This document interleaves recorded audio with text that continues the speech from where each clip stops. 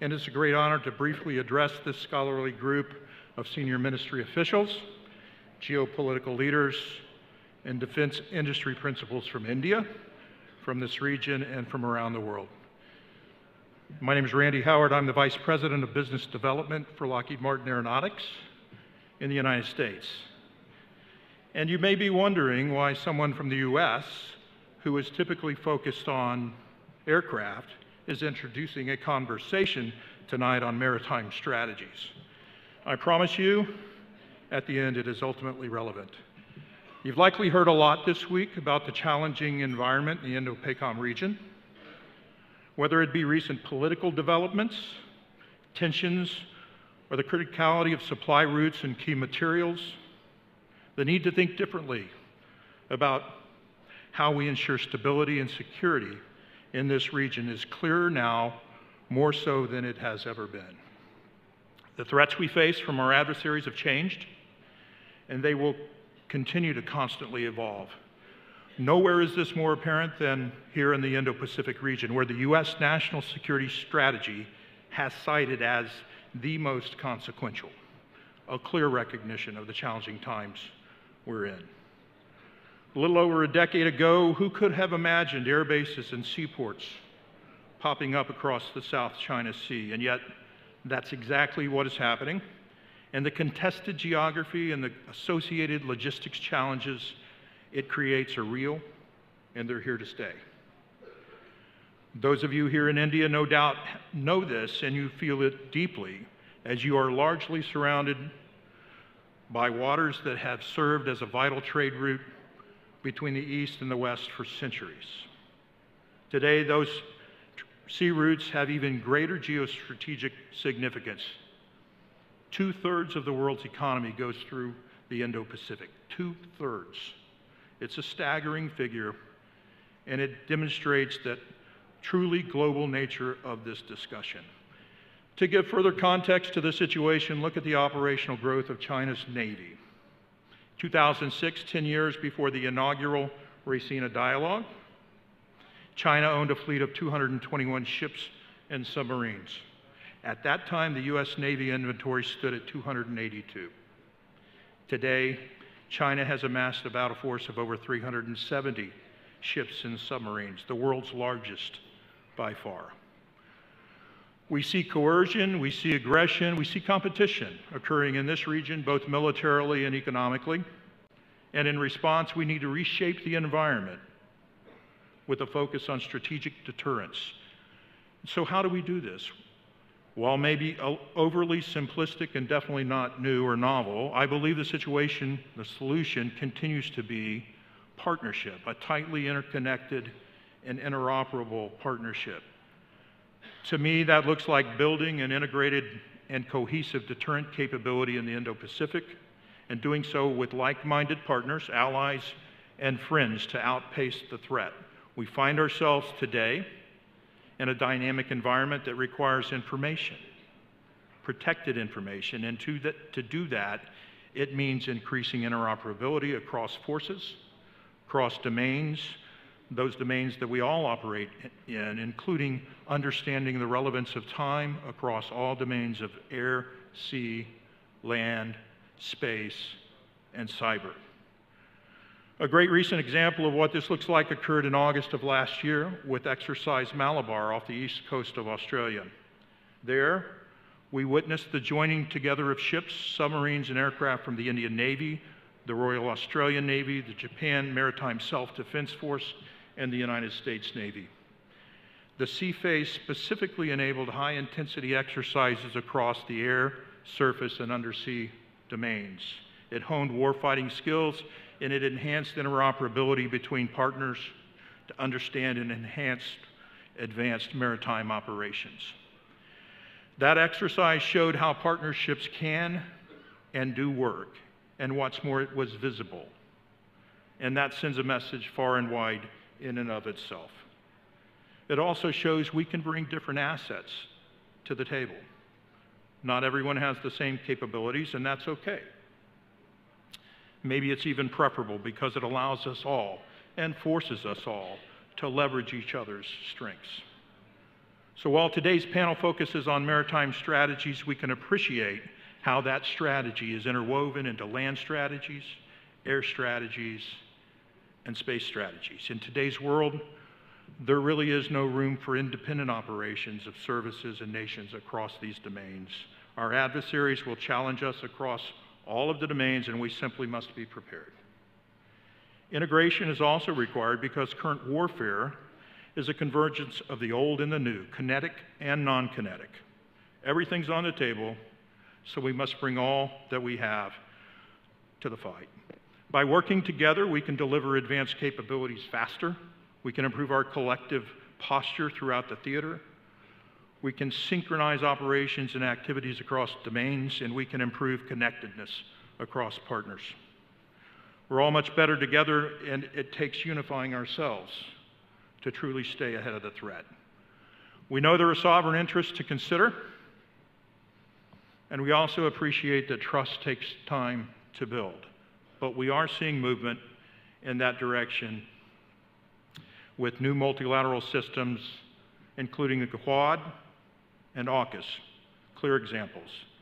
The desire for new alignments is there, and in our interconnected world, there really is no way to avoid it. What does embracing it and taking it to the next level really look like?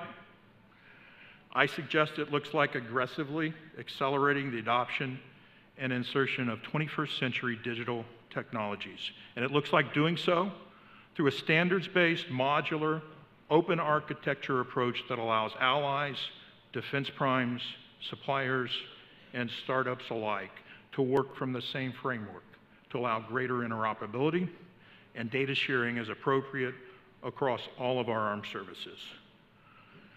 We're facing an increasing threat, complex and digitized geopolitical environment. Today's challenges demand that we deliver network platforms and network solutions to provide unparalleled impact. Only then will we stay ahead of ready with an agile, adaptive, and unpredictable counter to our adversaries' moves. So to finish where we started, that's why it's ultimately relevant that I'm here in front of you today.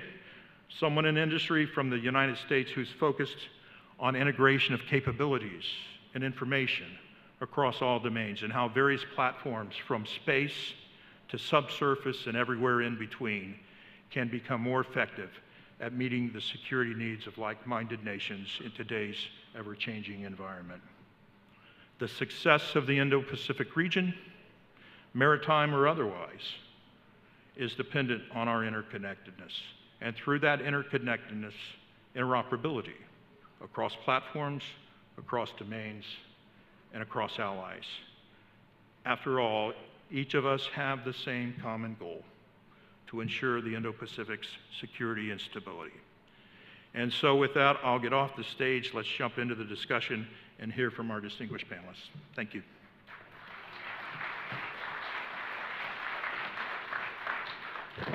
Thank you, Randy, for setting the stage. May I now invite Admiral R. Hari Kumar, Chief of Naval Staff, India. May I now invite Admiral John C. Aquilino, Commander, U.S. Indo-Pacific Command. Admiral Nicolas Vajot, Chief of the Naval Staff, France. Admiral Sir Ben Key, First Sea Lord and Chief of Naval Staff, the United Kingdom. Air Marshal Robert Chipman, Chief of the Air Force, Australia, and Dr. Samir Saran, President, ORF, as the moderator.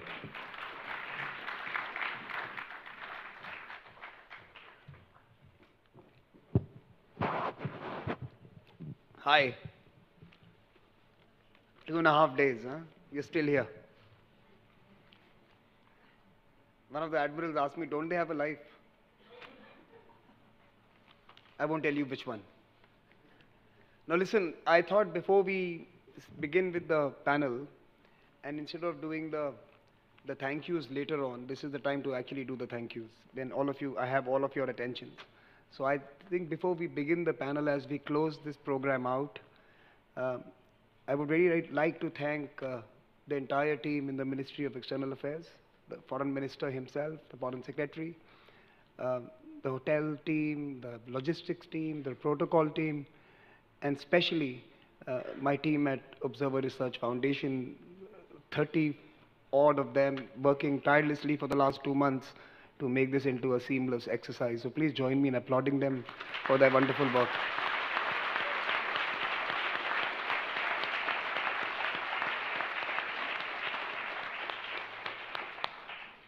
I also want to make a special mention that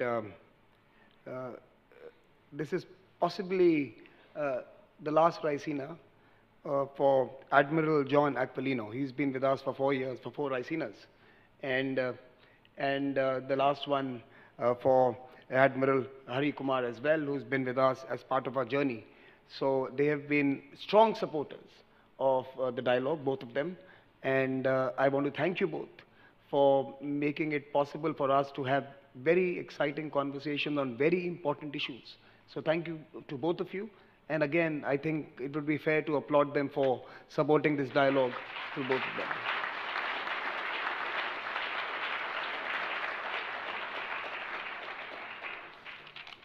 And now we can move to business, and I'll be as provocative as I can be. Look, the last 4 years, this long decade, as we have termed it, has seen lots of conflict, has seen lots of technological advancements, has seen lots of strategies and tactics deployed by both states and non-states.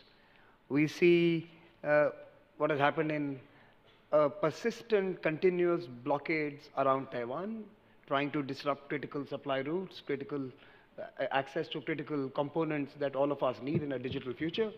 We have seen the Red Sea developments and how informal militias are offering sea denial. We have seen the Black Sea as a theater of operation, even though it's a continental battlefield where the war is being fought, but the waters and maritime spaces are as important. We are actually going back multiple centuries and going back to very old tactics in the 21st century where we thought we would be fighting a very different war. So it's back to the future in some sense. And I want to really begin this by asking each one of you the same question in a different context. That what have we learned from this long decade? What does it do to our assessments of our capabilities? And how are we thinking of modernizing, upgrading both not only the technology and hardware, but also our partnerships and training and skills? So let me start with Admiral Hari Kumar. Let me start with you, sir. What are the lessons from this decade so far? Well, firstly, I must tell you that I've just come from the Milan exercise, Milan 2024, where about 51 countries, 51 navies are participating, and we have 15 ships and an aircraft also as part of the exercise. It just shows the level of engagement for partnering to solve the challenges that we face in the ocean. Having said that, I must thank you for selecting a very apt topic from the Aegean to the South China Sea, and I don't think it's more relevant than the very fact that if you fly from the Aegean to the South China Sea, New Delhi is exactly midway. So I think it reiterates the fact that the center of gravity is probably here in Delhi, in the current scheme of things. So I would say that when you have to look back at what has transpired, in our national language, Hindi, there is a word kal, which stands for both today as well as yesterday as well as tomorrow. So it is actually, I would say, a civilizational wisdom which says that, if you want to look at the future and learn, you need to learn the lessons of history of what has gone behind in preparing your strategies and working the way forward. So I would say it's very evident right from the history of Athens that all those who have neglected the sea have had to pay a very heavy price, especially if you are a maritime nation. We ourselves have faced the onslaught and have been subjugated for almost 1,000 years, both from the continental as well as the maritime powers, but more so by the colonial powers which came in through the sea. So therefore, we cannot afford to forget the fact that you need to invest in maritime capabilities.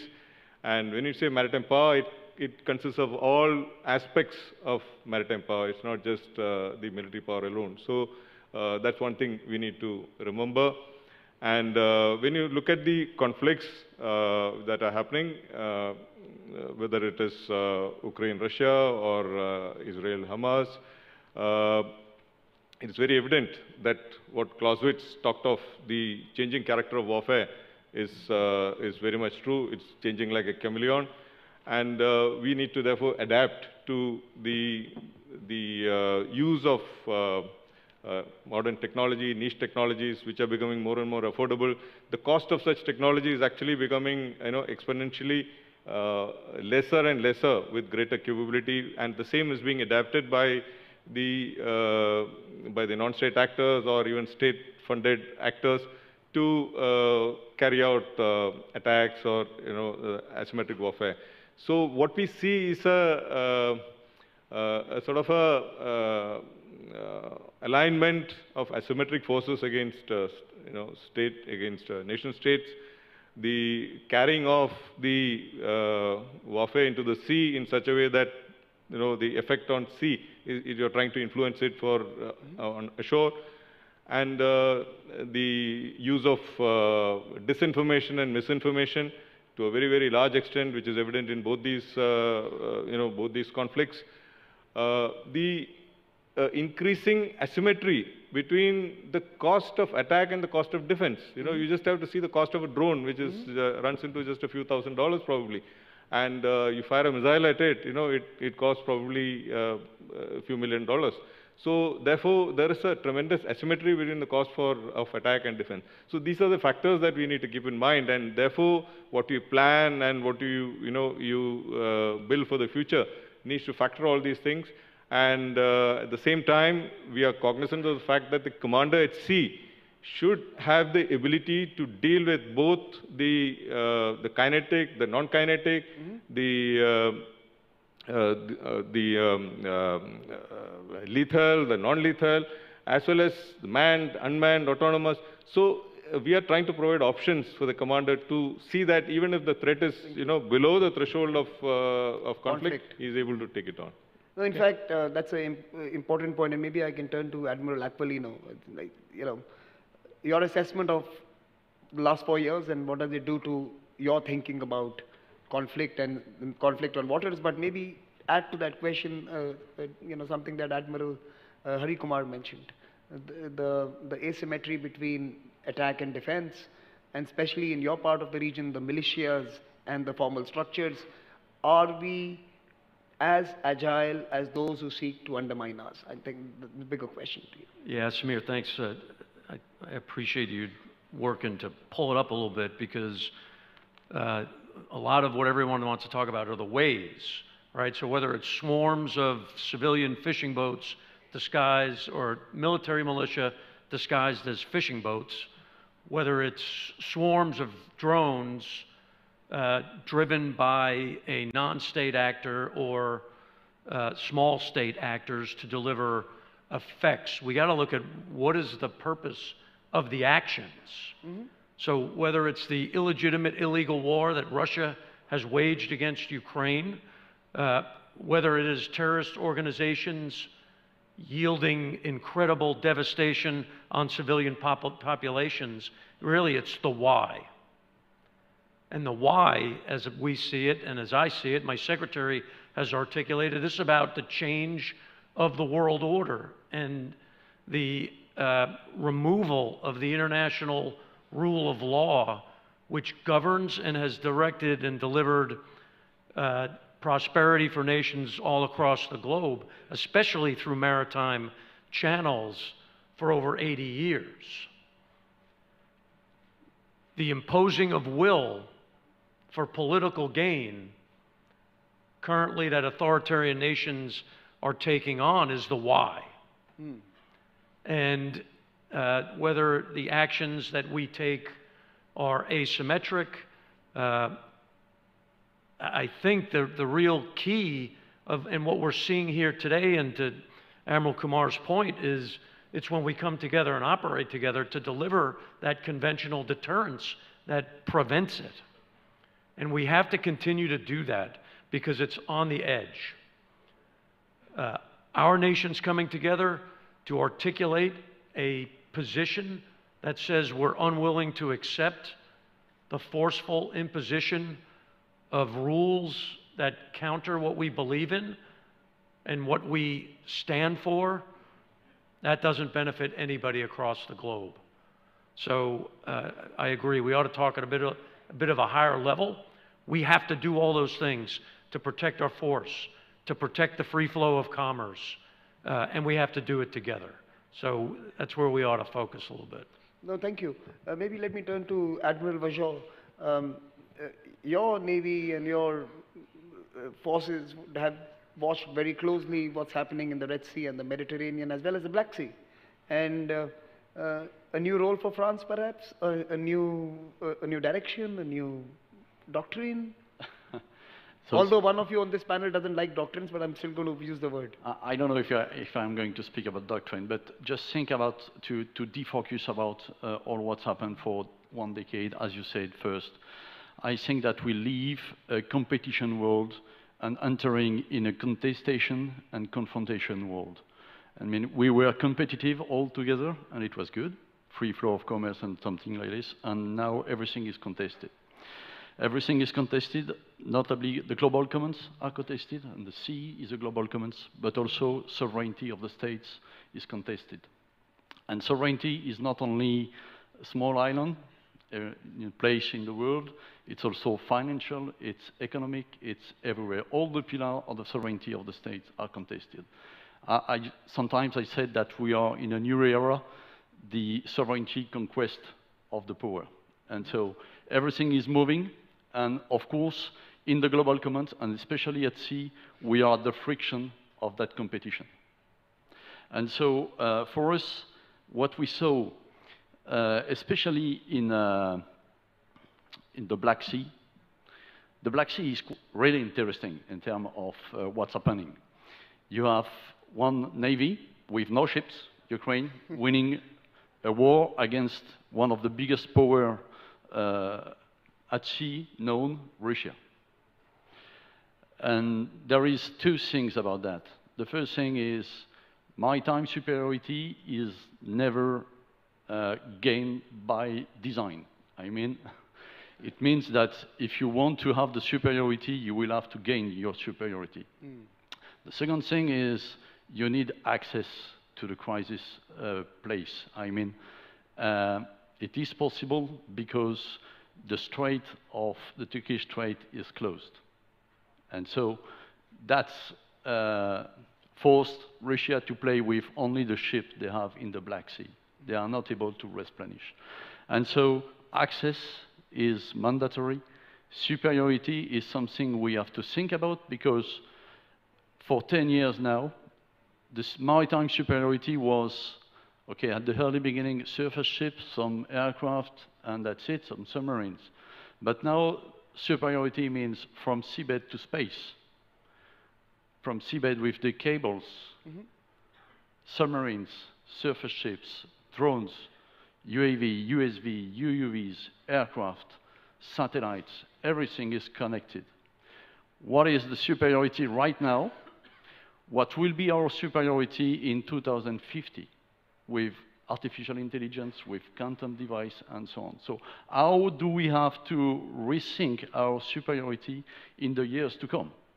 What we are seeing now is that we are shifting. And so what will be the shift? That's the main question we have. And of course, what we saw also that my Navy is, of course, a big Navy, but not the biggest one.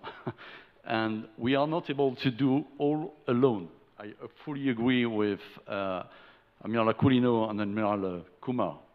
We need partnership. We need partnership to ensure and to respond to all the crises we have in the world right now. We need partnership to provide stability to reduce risk and to restore confidence. And if we are able to restore confidence and to reduce risk, we are going to protect the maritime flow and then reopening all the access to have a free flow of commerce. That's the main issue we have all together, is to continue what we are doing, partnership, partnership, partnership. Admiral Benke, let me turn to you. I think Admiral Kumar mentioned Athens, and I'm going to ask you to bring a historical context to what is happening, the importance of the sea domain, the lessons learned from Athens versus Sparta in old times to what's happening now in Ukraine, in the Black Sea. No navy versus a superior navy, the battle on the seas. How has thinking of conflict changed on the seas? Concept of the denial of sea itself changed. It's Admiral Hari Kumar mentioned that threshold of conflict has increased, but threshold of violence has lowered. So I think that's the asymmetry as well. Thank you very much, Samir, and it's wonderful to be back here sharing a stage with old friends. And there is nothing said so far that I disagree with at all. But you asked for a kind of historical context. Are we facing something that is fundamentally new? No, not at all. And the rhythms of history demonstrate the impact of the sea on life on land has chimed through the centuries. You can go back as far as the Athenian Wars, the Peloponnesian Wars, where Athens and Sparta battled it out. Sparta, a land-orientated country with a small navy, initially sought to impose its will, and Athens seemed to be on the back foot, but had the inventiveness to find its way through that as a democracy, to think itself through and back out again. And that same ability we see today. One of the things I observe in what we're witnessing and experiencing is something that the theorists have talked about, Clausewitz, Sir Julian Corbett, which is that whilst war is determined finally on land, because that is where we live as people, that contestation, as Nicola talked about it, for territory has to be decided in the place that you're fighting over. Mm-hmm. Whereas at sea, you can impact a nation thousands of miles away by what you do. A really interesting example of that was just a few years ago when the Suez Canal was blocked through a peacetime accident involving the Evergreen. It took 5 days to maneuver her away and to open the canal, and the impact on global economy was felt around the world as ships were not able to move their goods. And so what we're seeing, and that was a peacetime event. So if you can see what is happening in the South China Sea, the Red Sea, where people are seeking to impose their will on a global commons, i.e. something we all have access to, then that ripple will be felt far and wide, not just in that point. And this is what differentiates the maritime environment from the land environment, and why navies like ours have to work in partnership, because no one navy can cover all of the points in the world at the same time.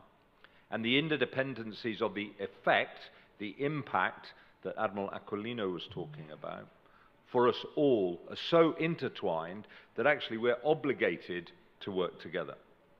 And the thing that gives me hope that we will find the solutions, it will be hard work, it will take time and dogged persistence, is that those partnerships, the way we think, inevitably develop the agile, innovative thinking that is necessary to prevail. And we are just having to adapt ourselves for the first time in many decades to the fact that the global commons are contested in a way that they have not been for a long time. And the impact of that, if we do not respond, will be felt by us all, not just by those who are in the locality where that contestation is taking place. So, to all the 4 admirals on the panel, I would like to give you time to think about a question I'm leaving with you. New domains, for example, the melting of the ice in Arctic and new routes, and what happens there. Is that a new arena for great power contestation? Who is going to prevail? very important piece of geography that currently is underserved, under-observed, invested into, for right reasons, but are we going to be able to work with other partners in the region to put together a framework? New routes. As we move from oil to rare earth, we are going to have new geographies of vital importance. There might be new Malacca Straits in the future, new choke points that are going to determine future trade, and of course a new assertive sea power. As Randy's presentation told us, that there is another nation with the most boats on water. And how are you going to now deal with a new era where someone with a different conception of rules has the maritime power to at least deny, if not shape, the future? But let me first come to the Air Marshal here, the Vice Air Marshal. Australia, what's happening in the neighborhood? Does it concern you? East China Sea, South China Sea, the buzzing of Taiwan through air power, through ships and through sieges, the ability to block off island nations' engagement with the world. How has that changed Australia's thinking about its neighborhood, its preparedness, its postures? So Air Marshal Robert Chipman, let me turn to you. Thank you, Samir, and thank you for the invitation to join. It's wonderful to be an aviator on a table with a bunch of admirals, and I think it's an important statement, because even as much as we think about security in the maritime domain, it's not possible to imagine achieving security in the maritime domain without doing so in space and in cyber, on land and in air as well. So we think in the first instance about security in the maritime domain as being an all-domain problem. We have changed dramatically in Australia about our thinking of security in the Indo-Pacific region. We see the Indo-Pacific region as being the epicentre of great power competition between China and the United States. And of course we've stood tall and tried to uphold our values in Australia, and we've bought a price for that. We've had to pay a cost for standing by our values and upholding our principles in Australia, through economic coercion, through disinformation, through diplomatic coercion and through military coercion.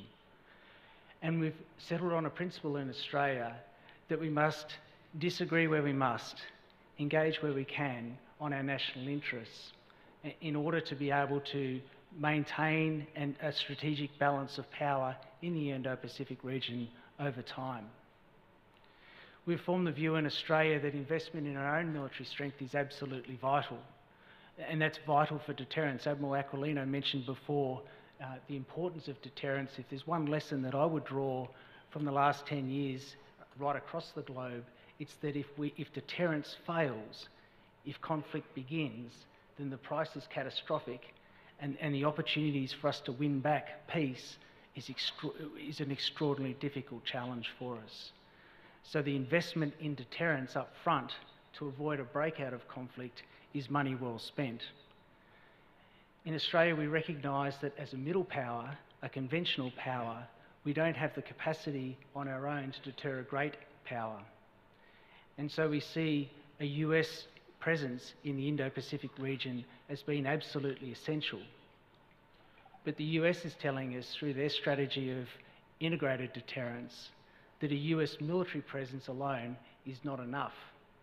And so it's the network of allies and partners that we build in our region, a like-minded group of nations that are committed to international law, the principles of human rights, and the principles of sovereignty for nations. It's that network of nations that will help us stand tall and deter coercion and deter military aggression in our region. That network is not about forcing choice upon nations, but preserving their option to exercise their sovereign choice in the future. And Air Marshal, you see lots of activity around the ASEAN. Many of the ASEAN countries are beginning to rethink their own strategic and security related preparedness and even investments. Malaysia, Indonesia, Philippines, many of them are looking at partnerships amongst themselves and with other partners. Are you seeing a reorganization underway in what is perhaps likely to be a new geopolitical dynamic? Samir, I think it's too early to describe it as a reorganisation, but I definitely think nations are looking at their environment and recognising that their interests are best served by maintaining a strategic balance of power. China is a great power, and they will continue to grow and exercise more influence in our region, and I think all nations in our region are coming to the conclusion that they need to invest in their own strength and they need to work with allies and partners in order to preserve the balance of power in our region. And many of them are choosing to do without necessarily aligning with the US. I think the ambition is that if we can maintain balance, then we don't need to force that choice. Okay. Admiral Vajon, let me turn to you. I asked you, Arctic, new routes, and a new power on the sea. What does that do to the French Navy? Arctic. You know, when we spoke about all the challenges we have to face, one was missing: climate change, for sure. And it's not only about Arctic. Correct. It's everywhere in the world. I mean, here in the Indian Ocean, storms will provoke some disaster, and so we have to respond that. We have some islands in the Indian Ocean. France has more than 1 billion people here in Indian Ocean, so we have to be prepared to climate change. In Arctic, we saw that the northeast route is becoming more accessible, but at the time, I have to say, it is not yet a maritime route, and especially because it's complex, it's dangerous, and there is no logistical hub. There is only one Russian base in the high north, and so with that you are not going to do commerce. But the question to the access of resources like oil and gas will be a competition first, then a contestation, sure. And so we have to be ready to have that contestation in the high north. And so we, as French Navy, we deploy very regularly our ships in the high north in order to develop the skills needed in that high area. Not that easy at the time. And you know perhaps that we are working also with Australia in the south for Antarctica, and we have a partnership to supply our command base in Antarctica. And so every year we deployed our ship, and we used to work in ice, I mean icy condition. Not that easy. Admiral Hari Kumar, to you, as India's economic interests widen to a much larger geography, from Latin America to lots of countries in Africa and other parts, how is the naval capacity being, in a sense, galvanized into furthering its abilities? I'll just quote what Admiral Mahan has said, that the need for a navy rises with the need for peaceful shipping and disappears with it. So if you have a large merchant fleet or trade, then you require a navy. So what we see, today we are the 5th largest economy. In maybe before 2030, we'll be the 3rd largest economy. Now what does it imply? We'll be importing more, exporting more, doing value addition. And where does this go through? It will all go through the sea. More than 90% of trade as such will go through the sea. And where we contribute in services to the economy, about 45% of that actually goes through the internet, through the undersea cables. So a great chunk of the economy is going to be completely dependent on sea. And therefore, I see that there is, the risks at sea of the need to maintain maritime security, and it's going to become, more and more challenging. And we need to invest more in assets required for that. While people say that budgets are a challenge, I would say that even if it is just under 2% of the GDP, as the GDP grows, there is definitely adequate budget to meet the challenges.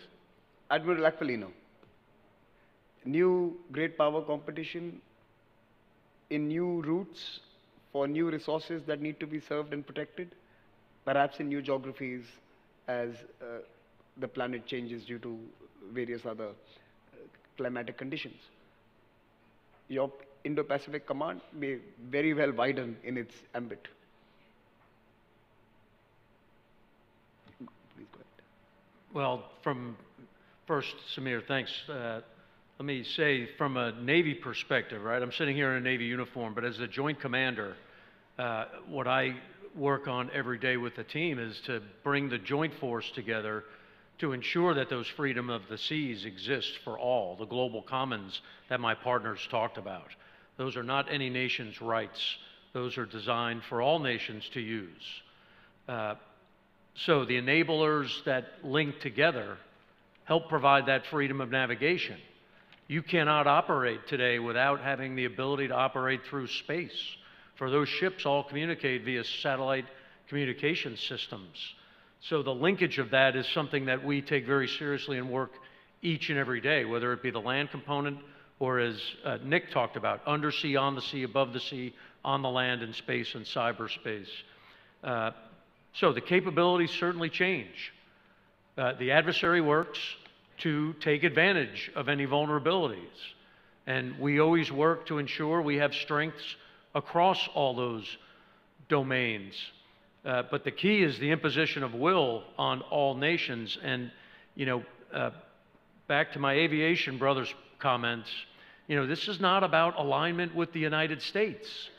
This is about fighting for what's important to us. The strategy of the United States is to deliver a free and open Indo-Pacific. That's not for one nation. That's for all nations.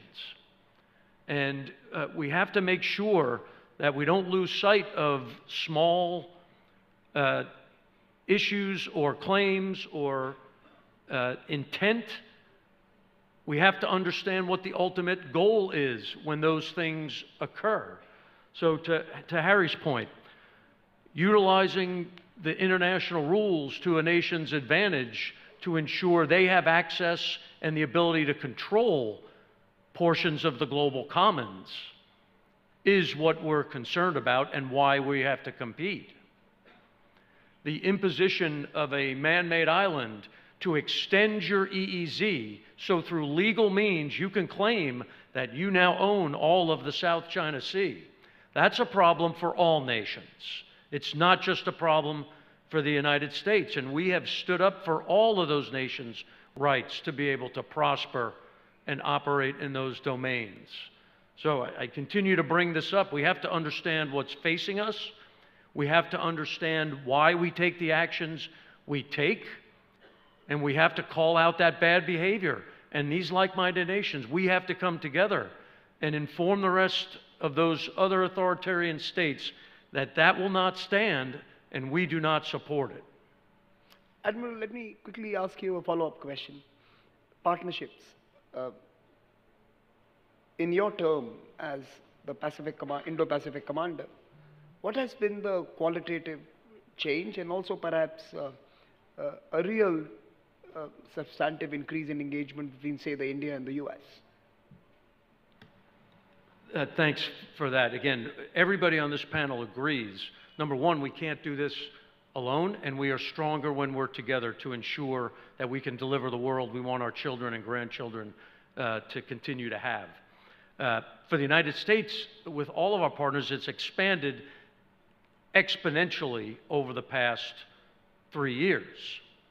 Some of that is based in the environment. The aggressive action of some nations are forcing other nations to come together to ensure we stand for what we believe in. The U.S.-India relationship has certainly grown exponentially.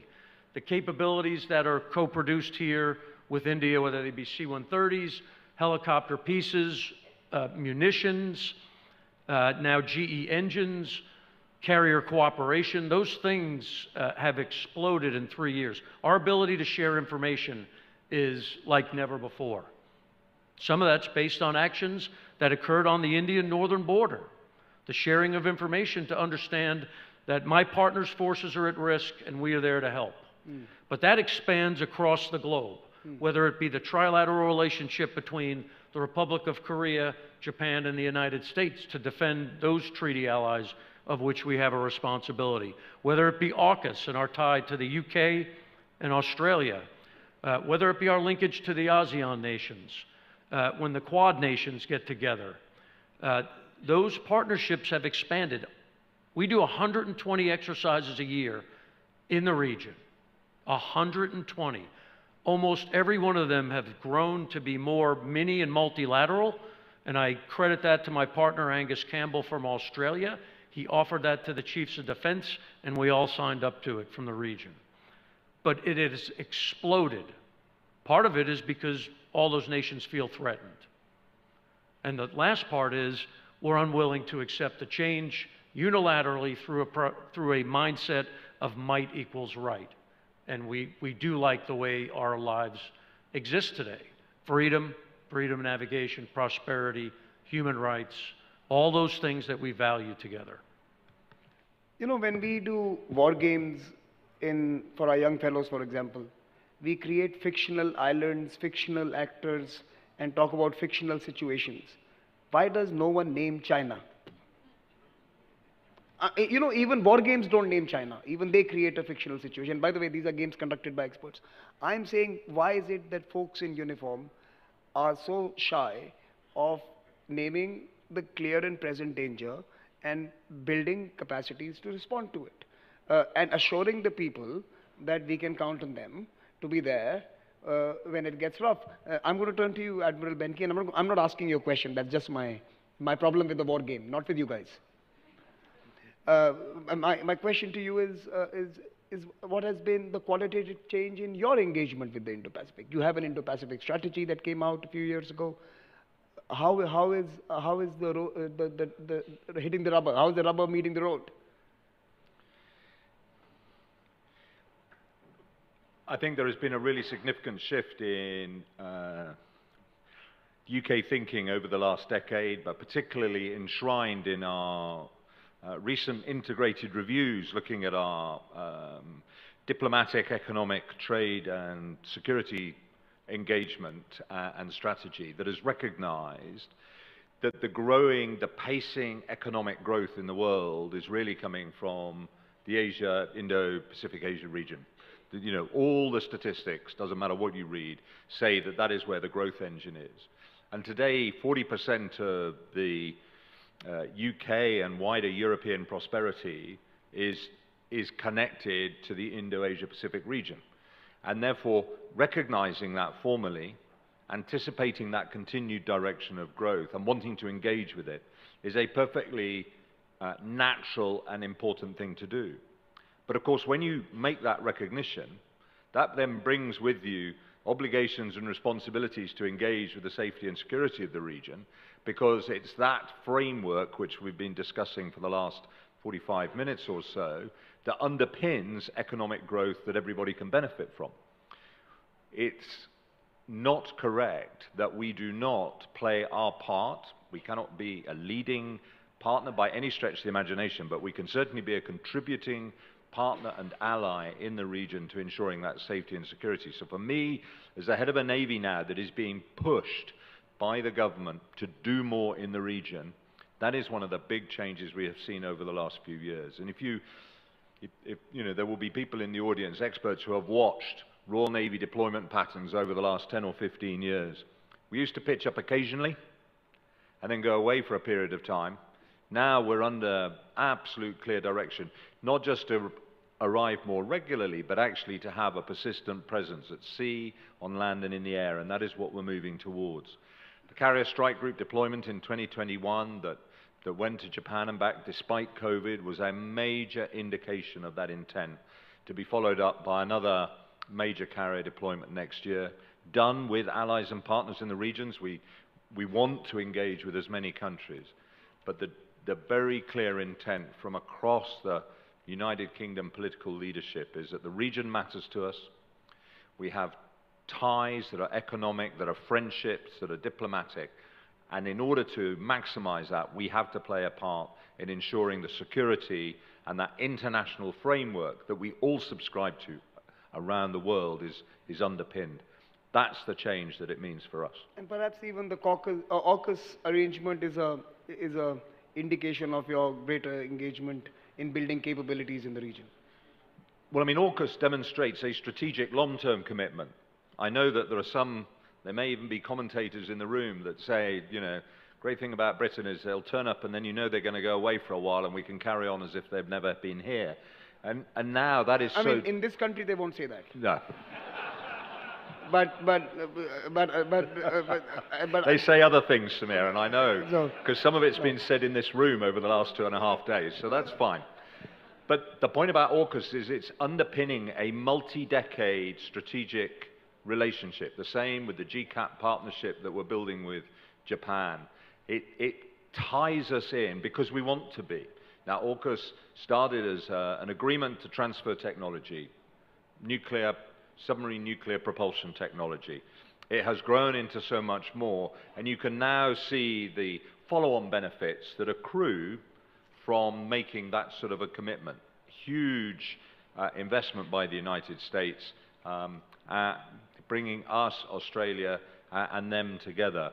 And I think that's the sort of, you know, number of multilateral frameworks that you see tying in that stop discretionary activity in the short term and oblige us to long-term strategic commitment. I think you've raised an important point, and as we come to the end of this panel, maybe starting with you, Air Marshal, let me ask that question. AUKUS is a clear determination by certain countries that transfer of critical technologies and building capabilities of others is essential for being able to manage the new threat environment and the rise of a new power, who we shall not name. But having said that, are you confident that this arrangement that 3 of the 5 eyes have entered into might extend to a 4th eye as well, who may not be part of the 5 eyes, who shall not be named?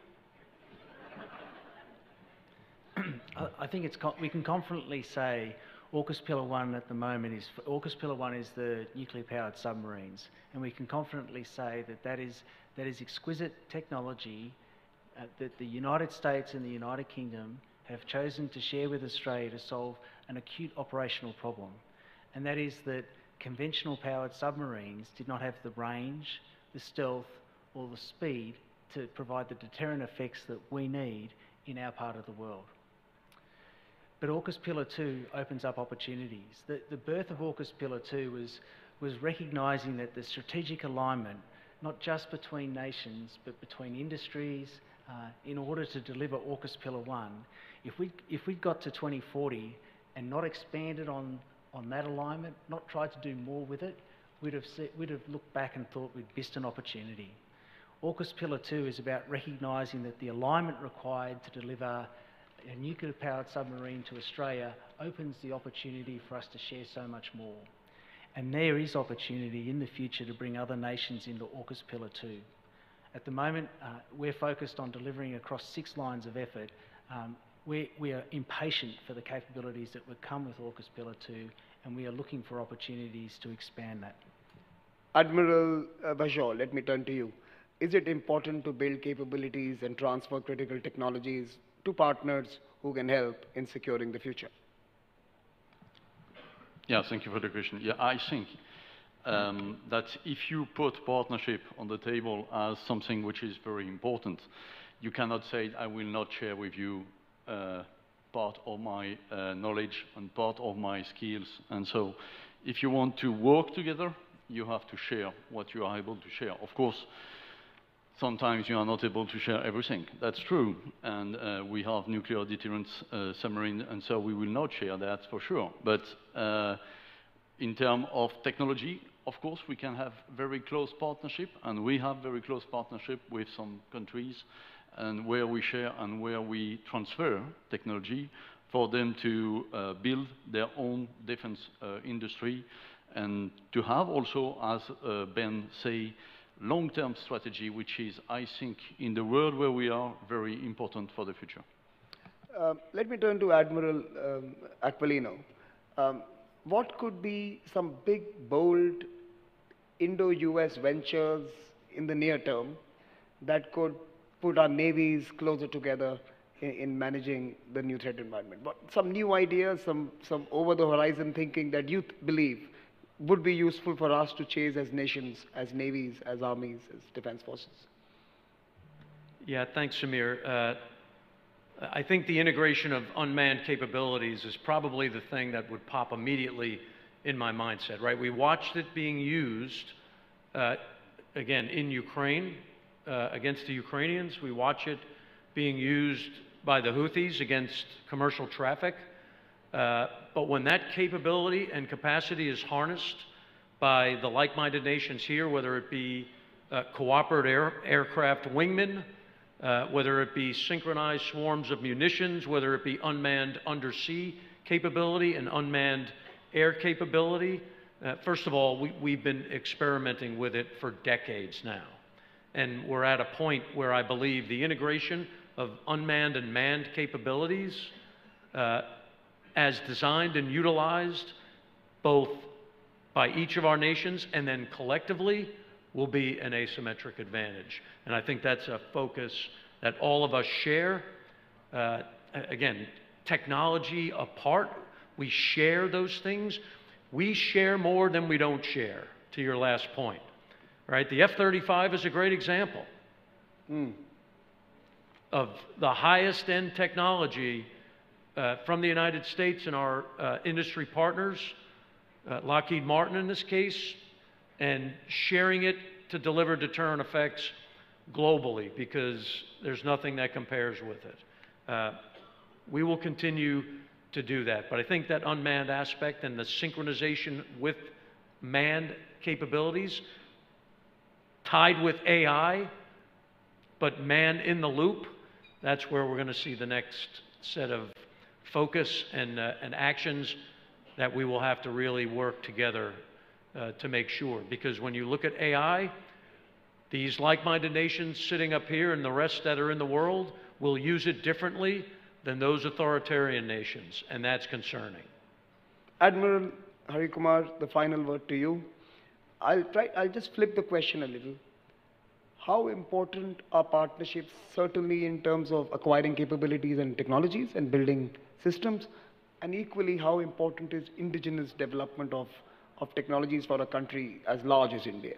And where is the balance between building homegrown solutions and partnering with others and acquiring tried and tested solutions that can be deployed immediately? How do you find the balance? Well, I would say that we have given a commitment to our national leadership that by 2047, when Bharat becomes a developed nation, Bharatiya Nausena also will be a postmodern navy, which is completely Atmanirbhar. So we are working towards that, and that is an area where we are now looking at joint collaboration, and a lot of work is happening with our partners, many of them are present here, to develop jointly in Bharat the latest technology. So I would say we need to have shared technologies. You want to overcome shared challenges. So that's an area where much progress is being seen, but no effort is being spared to encourage MSMEs, startups, unicorns to come up with solutions which are useful for us. I would like to say that we have this Naval Indigenization Innovation Organization, for example. They have done the Swavilamban seminar last year as well as last year. The Honorable Prime Minister had unveiled 75 challenges. There were more than 1,100 respondents with solutions. We assessed them, and about 118 contracts have been signed. Many of them are world-beating technologies for the first time. Some are force multipliers, and so on. So there is adequate ability within the country to innovate, to indigenize and produce stuff. We need to support them, and which is what we are doing, hand-holding to ensure that we get what we need. At the same time, we are working with our partners as well. Thank you, Admiral. When we started this conference 2 days ago, we posed the question in our opening segment, Chaturanga, which was the strategy for enforcing order in old times. We had asked, what is the Chaturanga for today? What is the strategy for today to manage conflict, to prevail in contest, to build cooperation, and to create solutions. And I think we've heard this panel say it loud and clear: partnerships, partnerships, partnerships. And I think that is a good note to conclude this session and to conclude this conference, Raisina 2024. Partnerships matter. They give us resilience, capacities, and capabilities to navigate an ever-changing and dynamic world. Please join me in applauding this wonderful panel for their contribution.